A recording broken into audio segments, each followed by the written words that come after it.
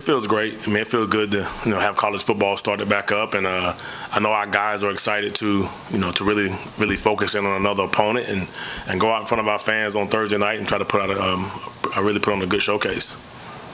How many guys do you think will see the field on Thursday? Do you have like a rotation or the starter set? And like what's going on with maybe like the depth chart? Pretty much the depth chart is it's pretty much set from obviously it's in training camp, and coaches have their rotations and coaches have their guys that they sub in on certain packages, but for the most part we really can't tell guys who's going to play. It's not like local football where you have to play a certain quarter, but it's big time college football, so guys have to earn their time, and that's where we are. Clayton, what's kind of your confidence level in this group, knowing that you have a more experienced group this year as opposed to the start of last season? It helps a little, it helps a little, but that first game jitters is always going to be there. You want to make sure your guys are seeing what they need to see throughout the week. You also want to make sure that when they get out in the game on that very first game that they're not too anxious and do some things that they wouldn't normally do. So I mean, they're definitely there, but you're definitely confident also that you have some guys that's been there. So that also helps with some older players who understands how to get their emotions in check and go out here and play as a team is the most important thing we're trying to get done.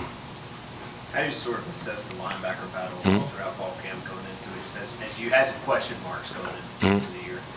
I think those guys are doing a really good job of battling that thing out and trying to mix and match and trying to find the right 2 or 3 guys who can help this defense and help this team perform and go out and win games.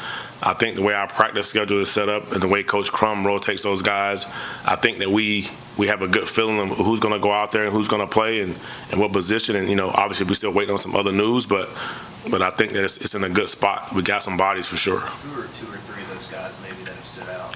Well, obviously Kyle Bailey has stood out. He's been the most experienced, well, not much experienced at linebacker, but he's been the most consistent throughout training camp and spring ball.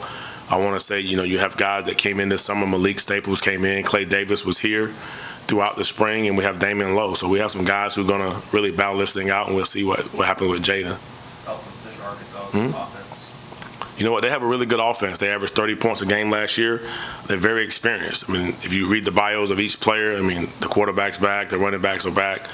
They added a couple receivers. I mean, they have an experienced offensive line. So those guys are going to, they're experienced and they understand what college football is all about. Any other questions? All right, thank you. Nice and sweet. Thanks.